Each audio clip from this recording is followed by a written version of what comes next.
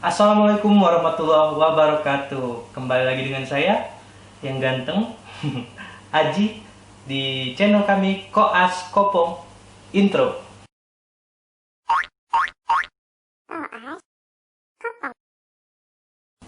Oke, kali ini kita berada di sesi kocak. Apa itu kocak? Koas bercakap. Nah, sekarang di sebelah saya sudah kedatangan tamu yang sangat spesial, dokter spesialis iya, konsultan gastro anak iya. Siapakah dia? Penasaran kan? Nah, inilah dia Dokter Ade Rahmat. Oke, salam kenal. Ya, apa kabar dok? Alhamdulillah sehat. Alhamdulillah sehat. Baik dok, kita bakal bincang-bincang sedikit dok ya. Kalau bahasa Medannya sedikit dok ya. Oh ya, sedikit. Tentang mungkin kebanyakan kasus di masyarakat, terutama pada anak ini dok. Ya. Nah, itu pada kasus kuning pada bayi atau pada anak. Nah, mungkin dari dokter sebagai mungkin ahlinya gitu dok, bisa dijelaskan sedikit tentang kuning pada bayi atau pada anak ini yang kayak mana sih dok yang menjadi masalah gitu? Ya, seperti yang disampaikan tadi oleh ahlinya, Koas Kopong. Kopong. Iya dok. Keren juga. Oke, saya Ade Rahmat. Memang sejauh ini saya memang ya sedikit mengambil keahlian di bidang gastronepatologi, artinya saluran cerna dan bagian hati. Ya, di Aji ini kan katanya mau bicara kuning. Jadi kalau bicara kuning, saya pikir kalau orang awamnya tahunya kuning itu kalau bayi baru lahir kuning, wah ini kurang timur, ya. Wah atau kurang apa nih? Kurang minum. Nah, masalahnya betul nggak nih kurang jemur, kurang minum? Ini jadi masalah. Jadi yang perlu kita perhatikan, masalahnya kuning-kuning ini harus diperhatikan nih. Cukup berdasarkan usia dulu, ya kan? Jadi boleh kita berpikir kuning ini normal, ya boleh-boleh aja. Seperti kurang jemur tadi, ya kan? Atau kurang minum tadi. Nah, cuma jangan berpikir kita kuning kalau lebih di atas usia 2 minggu. Ya kalau dari 2 minggu hati-hati tuh. Berarti udah nggak normal gitu ya? Jadi kalau kita bicara di bawah 2 minggu, 90% itu masih kebanyakan yang normal. Jadi 10% itu yang nggak normal. Tapi kalau di atas 2 minggu, nah itu balik nih. Malah justru 90% kebanyakan yang nggak normal. Hanya tinggal 10% lah yang masih bisa dianggap normal. Nah jadi gitu guys. Jadi kalau kuningnya kurang dari 2 minggu itu kalau di istilah kedokterannya fisiologis lah ya. Nah, fisiologis. Nah kalau lebih dari 2 minggu itu berarti kemungkinan ada masalah gitu atau patologis. Nah selanjutnya dok. Nah, tapi gue belum juga nih. Oh gimana lagi? Ini saya aja langsung menyimpulkan, makanya suka disimpulkan. Karena inti mau saya sampaikan itu dulu dipahami. Di bawah 2 minggu fisiologis. Nah oke. Tapi hati-hati Ji. Kenapa diberikan yang bukan fisiologi? Kalau fisiologi saya sesungguhnya itu, nah itu yang kita sering nama sebutnya adaptasi hepatobiliar.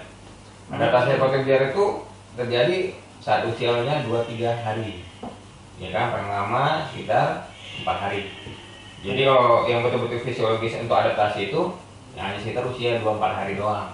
Tapi kalau di luar usia itu, nah itu oke kita bisa berpikir fisiologis 90%, tapi ya kan masih banyak juga 10% dari patologis. Jadi kalau mau disederhanakan boleh kepada Maji tadi, tetapi saya bilang betul-betul yang fisiologis sebenarnya cuma 2-4 hari. 2-4 hari. Itu Ya, untuk itu murni-murni betul-betul hanya karena adaptasi patologi. jadi untuk usaha tubuh untuk adaptasi dok. Iya adaptasi. Jadi kalau yang di luar adaptasi, nah banyak ya. Kalau untuk perbedaan kadarnya mungkin dok dari fisiologis sama yang patologis ini dok, itu ada perbedaannya apa? Nah jadi kan Ji, kalau kita bicara suatu kuning nih Ji, kuning ini kan maknanya itu adalah kasat mata. Jadi ketika kita lihat ada suatu reaksi kuning, oh anak saya kuning dokter, ya kan? Sekarang yang kita pastikan kalau bicara suatu kuning yang betul bisa menunjukkan suatu kelainan, itu kuning yang kalau kita bicarakan gangguan lihat itu kecenderungannya kuning itu ada di mukosa atau di selaput ya. Jadi makanya di selaput mana yang paling sering kita lihat, yaitu selaput mata. Mata. Ya kalau mau lihat laki-laki sih boleh, ya kan? Yang paling sering kita bilang kenapa supaya ekterik, squarenya ekterik, nah itu oke. Adakah kuning yang bukan skleranya nggak iterik, wadah ternyata. Ada dok. Ada. Jadi kalau kita ada kuning tapi skleranya nggak kuning, ini hati-hati bukan kuning karena hepatologi, tapi bisa jadi kena kelebihan beta karoten namanya. Beta karoten ini berarti lagi apa kira-kira? Dari makanan. Betul di.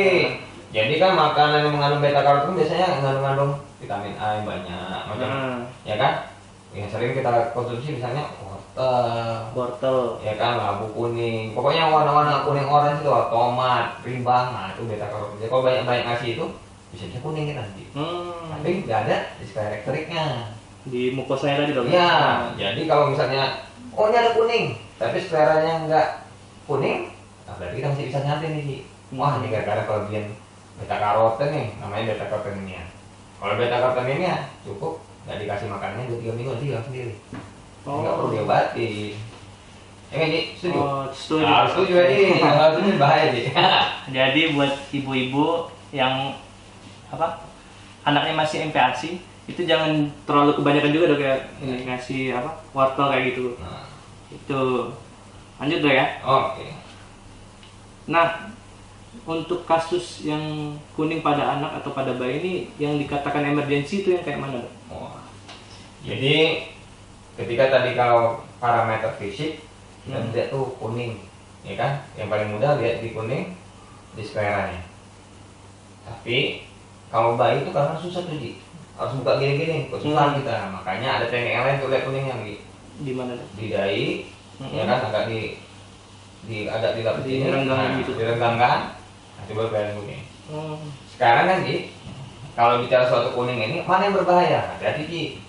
Karena ketika kamu mau bicara bahaya atau enggak, berarti parameter kuning selain hanya pemeriksaan fisik, kamu harus ada periksa darah Ji. Jadi periksa darah ini kan Ji, yang paling sering kita pakai bilirubin. Jadi periksa pasti, ini kelihatan fisik ini ada kuning nih, udah renggangkan, iya betul nih kuning. Maka kita wajib tuh periksa lagi. Periksa darah yang paling mudah, periksa yang namanya bilirubin total dan bilirubin direknya. Kalau mau lengkap pemeriksaan parameter hati yang lain boleh juga, mau nambah SGOT, SGPT dan lengkap, ya kan? Mau periksa hormon tiroid di awal atau pemeriksaan infeksi itu boleh aja. Tapi untuk parameter kuning, parameter kita adalah hiperbilirubinemia. Artinya ada kelebihan bilirubin di dalam darah. Jadi kalau misalnya nggak ada kelebihan bilirubin dalam darah, curiga nih. Jadi yang bukan ya kuning yang kita khawatirkan. Ya. Jadi sekarang mana yang paling berbahaya? Jadi di dalam suatu parameter kan ada bilirubin total direct nih. Berarti sisanya berarti indirect. Sebenarnya yang paling kita takutkan, dua-duanya takut nih. Tapi dua-dua dari yang menakutkan ini, yang paling mengancam yang mana? Kalau ada hiperbilirubinemia yang unconjugated. Artinya unconjugated kita sering itu. Kita bilang ini hiperbilirubinemia indirect. Padahal kata unconjugated sama indirect yang berbeda.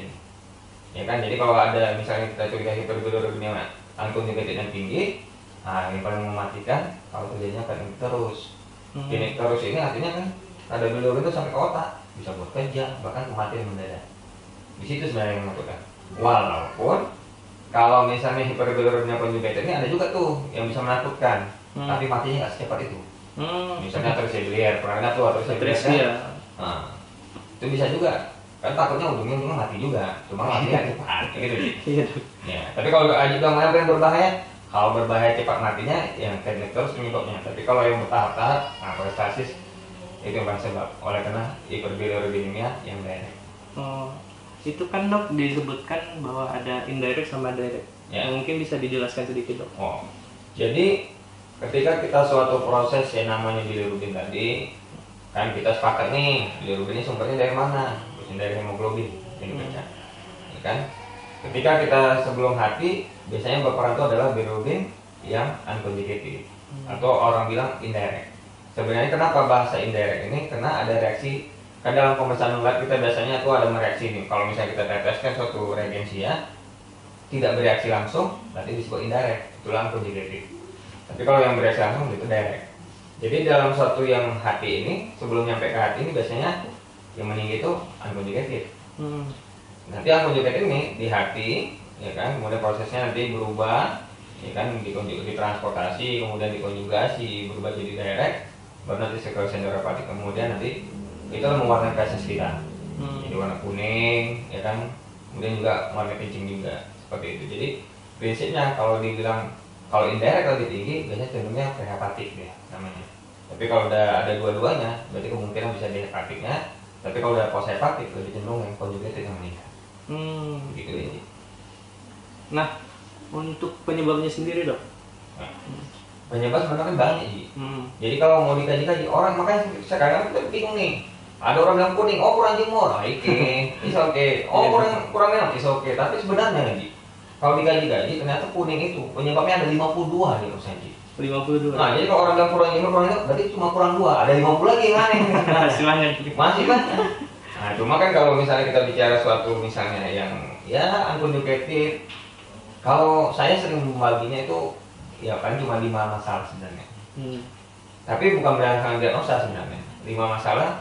Kalau kita misalnya kita pikir, oh kalau gitu tadi bilirubin tinggi. Kalau bilirubinnya tinggi, berarti kalau gitu yang menghasilkan bilirubin tadi kan Hb kan. Jadi kalau misalnya Hb-nya dipecah banyak, mungkin bilirubinnya tinggi. Kalau gitu yang pertama adalah karena produksi hemolisis namanya.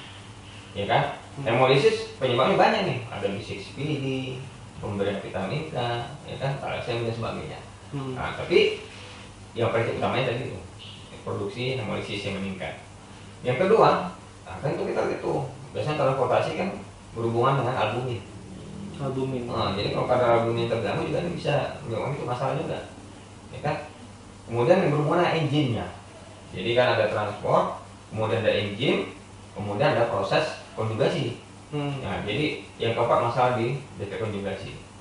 Yang baru masalah terakhir adalah berhubungan dengan kan tadi udah dikonjugasi, kemudian mau jadi sirkulasi enteropatik biasanya berhubungan dengan gangguan sirkulasi enteropatik. Jadi penyebab penyakit banyak. Ya kan tadi saya bilang kalau ya produksi hemolisisnya bisa karena penyakit ini, makanya saya bilang bisa 50 diagnosa kalau bicara yang kuning gitu. Itu aja. Gitu.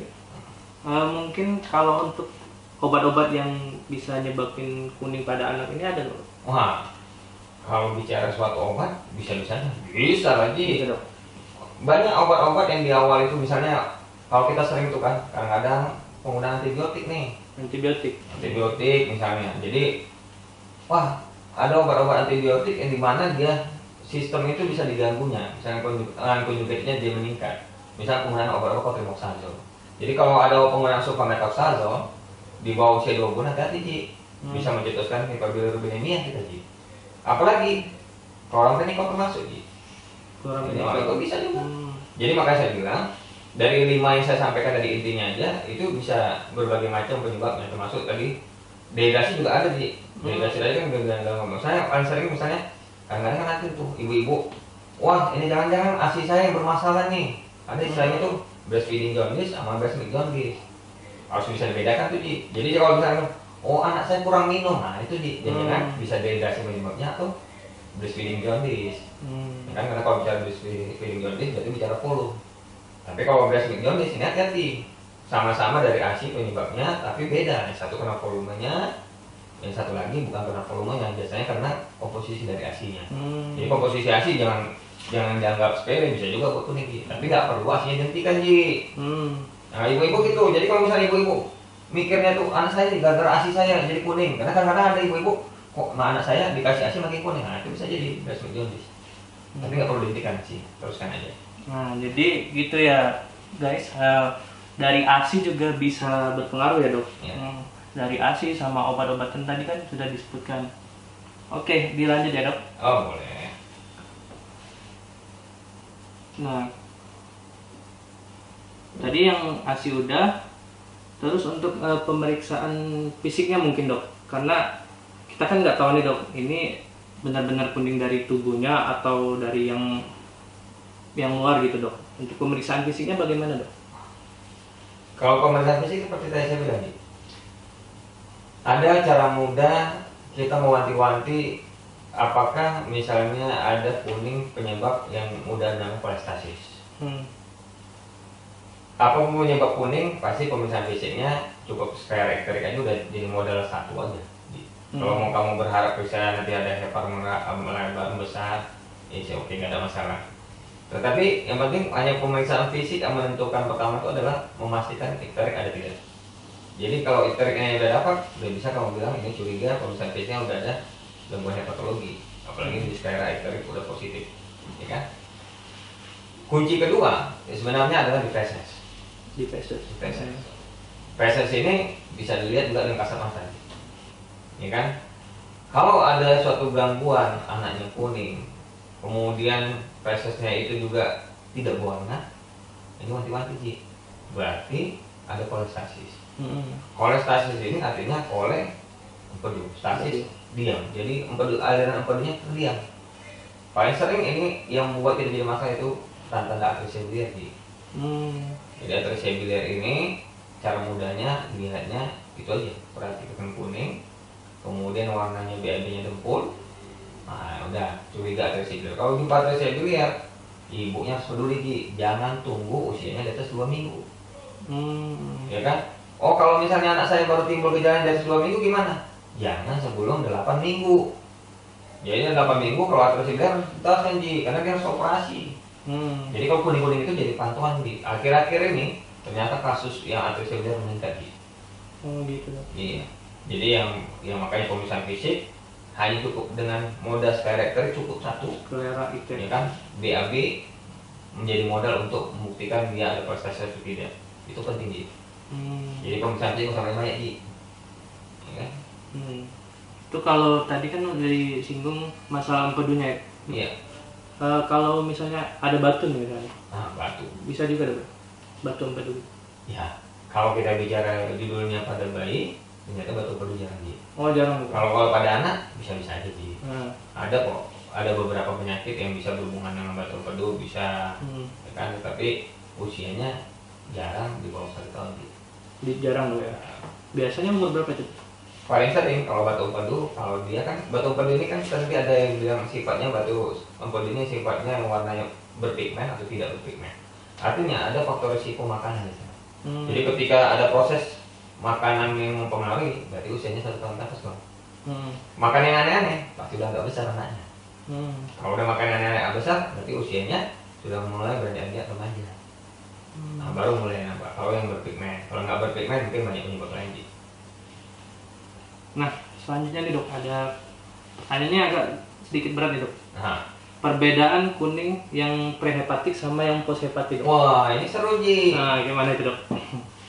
Makanya kalau tadi Aji pahami nih, Unji, kan yang unconjugated ini larut lemak air. Mudah yang apanya? Cair, berarti conjugated air, berarti conjugated larut air. Oh, Ya jembatan kan? keledainya itu Iya, dok, gitu. cair gitu. Cair. Jadi conjugated larut air. Kalau gitu lawannya pasti larut lemak dong. Betul kan?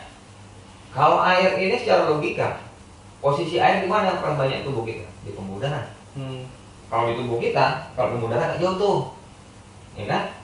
Kalau kita melihat sesuatu yang jauh, berarti warna kuningnya nggak nampak jelas, makanya dilihat kuning kehijauan. Oh gitu dok. Tapi kalau misalnya larut lemak, ingat aja di bawah kulit kan banyak lemak. Kalau misalnya kuningnya ini di bawah lemak, berarti lebih nampak cerah warna kuningnya. Oh jadi kalau misalnya jadi, oh saya pengen tahu nih, ini kira-kira prehepatik atau poshepatik. Nah lihat aja, ini kira-kira kuningnya agak gelap, kehijauan atau kuning cerah. Kalau kuning kehijauan berarti poshepatik.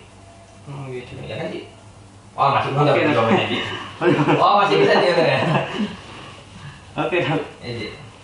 Terus pertanyaan selanjutnya, untuk screening awal dok, mungkin untuk kami yang dokter umum ini dok, gimana itu dok?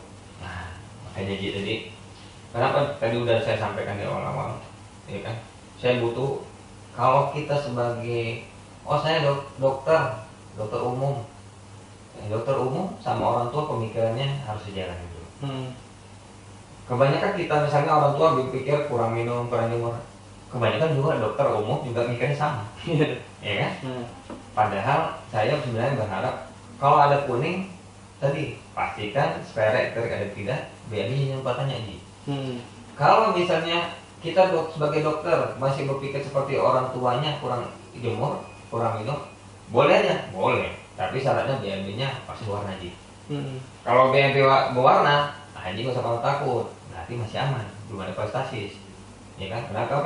Apa yang mau kita wajibkan? Karena atresia biliar. Atresia biliar bisa dideteksi dari awal tuh Ji. Walaupun banyak penyebab lain tadi kan. Kalau kita sebagai dokter umum, kita cukup tanya sama ibunya, Bu, ini BAB-nya ada istilahnya periksanya 3 porsi, Ji. Tiga porsi ini, tiga porsi ini artinya 3 kali untuk penglihatan kita kan, pagi, siang, malam. Oh ada yang mau buat dijamkan nih, boleh, ya kan, ada yang mau metakan sampai jam 8 sampai 16, 16 sampai 22 gitu kan, 22 sampai jam, itu gak ada masalah. Tapi jelas, lihat aja pagi, siang, malam. Kalau pagi, siang, malam warnanya dempul semua, itu Ji, berarti kita harus segera mikirkan ini bukan kasusnya dokter umum dan kasus orang tua yang biasa. Kita harus mikir nih, kirim segera nih, jadi yang betulnya trisomia. Jadi modal kita untuk di awal duanya Ji. Jadi kalau misalnya kuning sebagai dokter umum, tanya langsung BAB-nya, gak usah tanya aneh. BAB ada dempul, kirim, udah gak usah tanya lagi, ya kan? Karena semakin cepat tadi Aji melakukan deteksi di awal, maka ada tindakan untuk trisomia yang mudah dilakukan, itu operasi kasai, memperpanjang hidupnya. Kalau terlambat, cangkok hati Ji, mahal Ji. Kalau cangkok hati, mau nggak? Oh dok, cangkok hati donornya jarang. Yang salah, donor banyak Ji. Akhirnya mau jadi donor nggak? Ngomong kali Ji. Jadi kan Ji, kalau donor hati itu sederhana Ji. Hanya diambil sepertiganya hatinya, itu bisa nolong bayi Ji. Tapi bisa tumbuh lagi gitu. Nah, Aji punya. Aji pernah sakit hati nggak? Sama sering dok. Sering dok. Bisa sembuh? Bisa kan? Hebatnya Tuhan juga miliki kalau keanehan di hati ini. Hati Aji yang dia seperti ini bisa sembuh Ji. 80% 2 bulan Ji. 2 bulan? 2 bulan. Setahun 100% Ji. Jadi itulah Ji. Makanya kalau sering memaafkan cepat sembuhnya Ji. Jadi sering kesehatan hati bagus. Sering memaafkan berarti dok. Nah, itulah intinya Ji. Oke dok, kita lanjut ya dok. Nah, mungkin edukasi ke ibu-ibu atau bapak-bapak yang lagi menjaga anaknya, mungkin lagi di rumah gitu dok. Jika ada kondisi kayak gini dok, itu kayak mana dok? Langkah awal. Ya, makanya saya suka bicara kuning ini adalah kuning deteksi dini namanya. Jadi bapak-bapak, ibu-ibu yang di rumah itu oke lah. Sekali lagi, jangan hanya mikirnya cuma 2, kurang jemur, kurang minum. Kita harus bisa berubah mindset kita.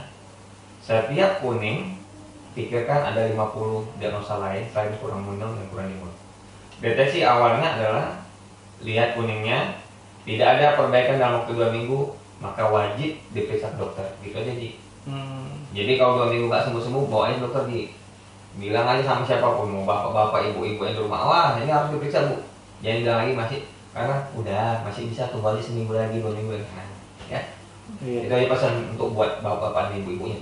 Oke dok. Mungkin terakhir ini dok ya. Yang ini sesi terakhir nih.